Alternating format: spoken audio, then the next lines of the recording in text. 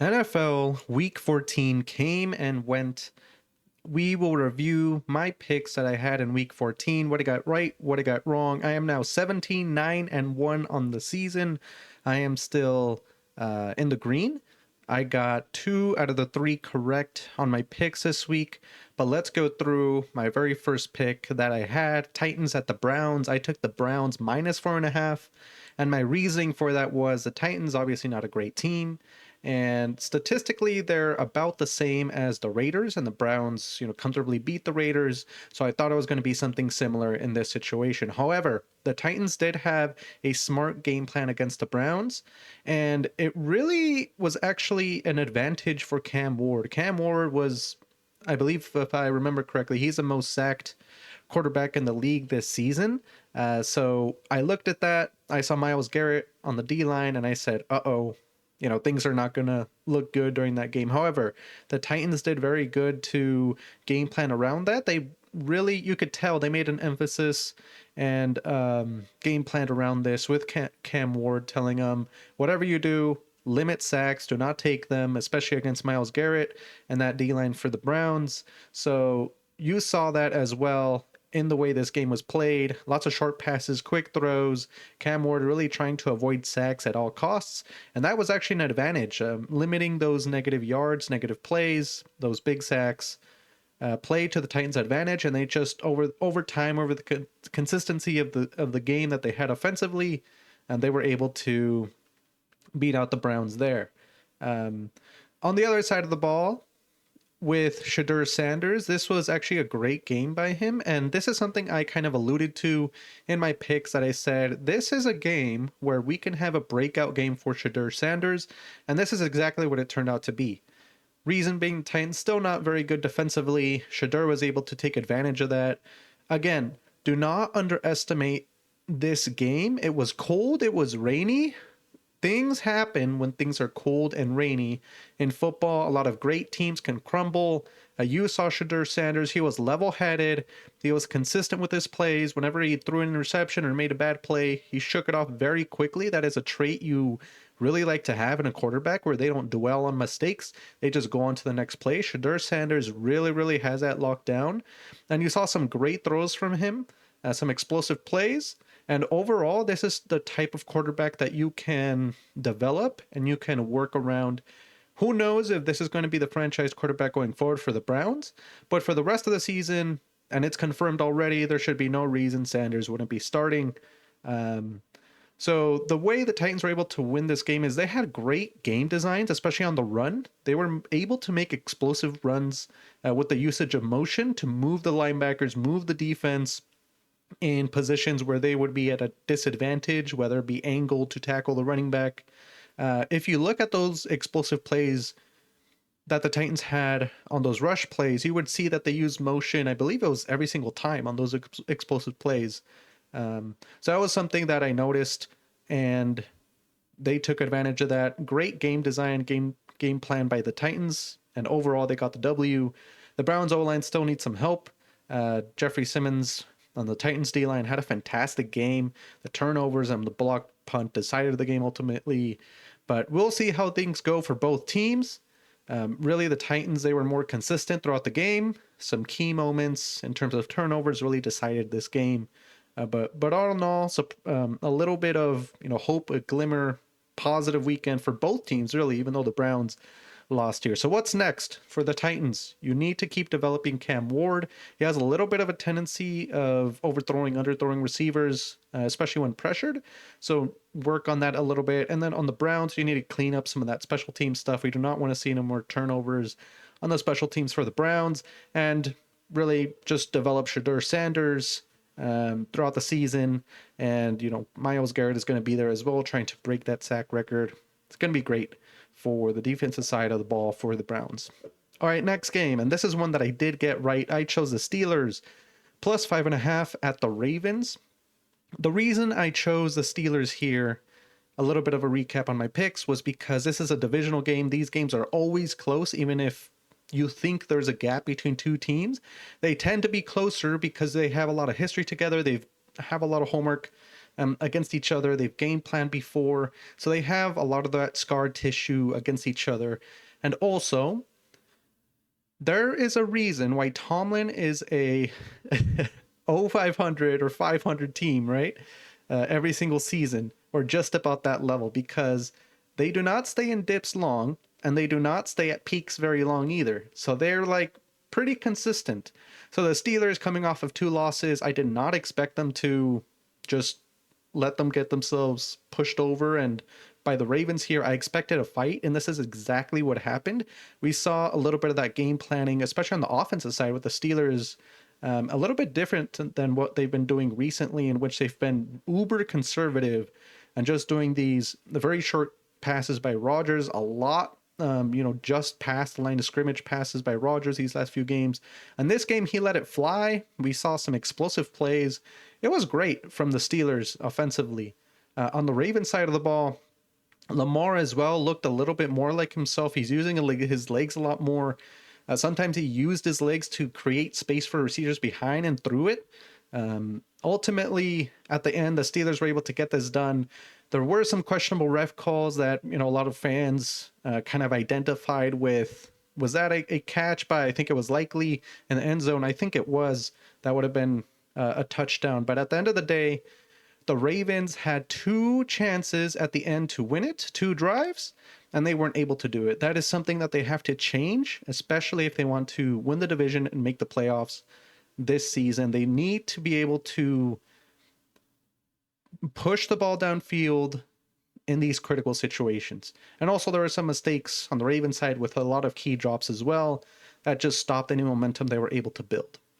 All right, what's next? So, since both of these are divisional rivals, essentially they have the same exact outlook for the rest of the season.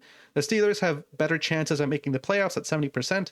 However, both of these teams are really just looking towards this rematch at the end of the season. It could very well decide who goes to the playoffs, who wins the division, and who stays home. The Ravens, only a 27% chance to make the playoffs. However, they must win both remaining games next week against the Cincinnati Bengals and at the end of the season against the Steelers if they want to win the division and go to the playoffs. Also, a little bit of a note here on the Ravens. They do have a tendency to turn over the ball, whether it be interceptions or fumbles. They do need to work on that ball security. We do not want to see a situation where there is momentum at the end of the season for Ravens, and it turns out that a turnover decided the whole season. That is something we do not want to see. So that's just a little note I have here on ball security for the Ravens. All right, my last game. This is one that I hit on as well. The Eagles at the Chargers. I chose the Chargers plus 2.5, and they just won outright in overtime. The reason why I chose the Chargers, and this was a swing by me, this is not something that I meticulously planned out or anything, but I looked at both of these teams and I said, compare this to Tomlin, right, from the Steelers, where we have seen historically and over time that they do not stay in those lows very long. They do not stay at those peaks very long either. On the Eagles, it's completely different. They tend to stay in those trenches, for lack of a better term, for a while. And that is a weakness they really have, especially with the talent that they have on both sides of the ball. So this was something that I looked at, and I said the Chargers are facing adversity with obviously their key O-lineman being out in this game. You got Justin Herbert with a fractured left hand. We see that, and you may say, oh, the Eagles could easily win here. They'll blitz like crazy, which they did in the game. However, I looked at this and I said, which coaching staff do I trust more at this very moment? My easy answer to that question was the Chargers coaching staff. I think they'll be more creative. They'll be able to game plan a little bit better for this game. And it turned out that the Chargers were able to get this victory, even though it was more of the Eagles losing this game rather than the Chargers winning this game. I still see that the Eagles is the better team. They have a better roster, better talent. However, they had a lot of opportunities and they just didn't execute on them, especially with all those turnovers that they have. The Eagles still have issues on offensive coordinator, offensive play calling, for these games. There were great runs that were having in the starting drives that led to points on the board. However, as the game went on, I don't know why they just opted to running a lot more pass plays. Jalen Hurts this entire season, and the way this offense has operated this entire season, has shown time and time again, you need to establish the run game first. It's not the other way around. That's not the Eagles team on this offensive side. On the offensive side of the ball, that's not the Eagles. They are run first. Once you're able to establish the run, you can be a little bit tricky, a little bit dangerous with that pass game. It is not the other way around for this Eagle. So that's something they need to work on the rest of the season. And also something else I noticed is for Jalen Hurts, he does have a weakness or a tendency to bail on the pocket when there isn't um, sufficient pressure to kind of justify that, if that makes sense. If you look back at his passing plays, sometimes he bails on the pocket when he has, a couple more seconds to stay in and make a play, or he steps back too far and just allows the edge rushers to get him by just, burning the tackles on the outside.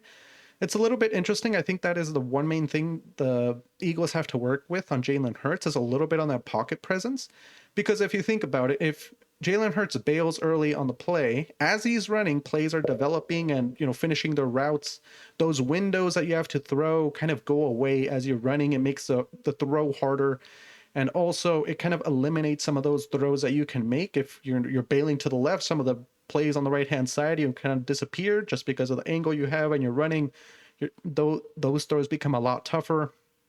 And also, we have seen time and time again, every time I watch the Eagles and I'm passing plays, we see where the receivers kind of finish the routes, for lack of a better term, and they're just standing there for a couple more seconds before the ball is actually thrown. And I think it has to do with his pocket presence, where Jalen Hurts just has to wait a little bit and really develop that pocket presence, step up when you're able to and just stay in the pocket for 1 or 2 more seconds. And I think it opens up things a lot more on that side. Justin Herbert on the other side, talking about the Chargers now, they really handled the injury with Herbert quite well, I would say, considering the circumstances and the defense they were going up against. He was sacked 7 times, which is a little bit concerning. However, they got that victory. You compare the quarterbacks in Justin Herbert and Jalen Hurts. Herbert has better pocket presence, just able to know when you have like a couple more seconds to make that throw or just throw it away. And all in all, things went, well is kind of a strong word, but good enough on that side of the ball. They were blitzed like crazy as well, but they handled it well to ultimately beat the Eagles. So what's next for both of these teams? The Eagles have a 92% chance to make the playoffs, and they also need to win 3 out of the 4 remaining teams on their schedule. What does that look like? That looks very doable. They have the Raiders, the Commanders, the Bills, and the Commanders again. They're able to win 3 out of the 4 easily, in my opinion. I think the Raiders and Commanders twice. They should be able to win easy peasy, especially now that Jaden Daniels is out. Raiders is not a good team. The Bills, it might be a little bit more of a game they would want to win, just a little bit for momentum in the playoffs. But it's not necessarily a critical game or a must-win game for them.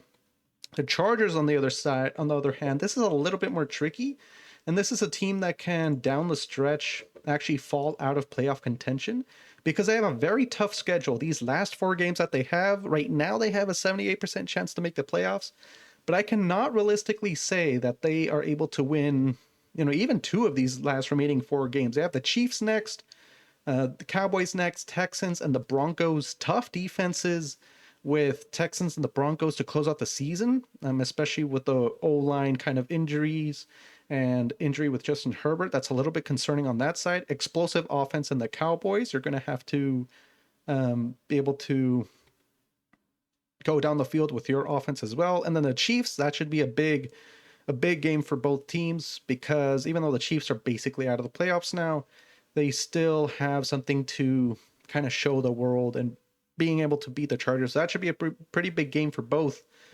Critical games for all these teams really down the stretch. And it just makes it difficult for the Chargers. I do not know if they'll make the playoffs. I'll be completely honest. But let me know what you thought about Week 14. Those are going over the 3 games that I chose in my picks. I'm now 17-9-1 on the season. I got 2 out of the 3 right this week in Week 14. I'll see you next time, tomorrow, I guess, for my Week 15 picks.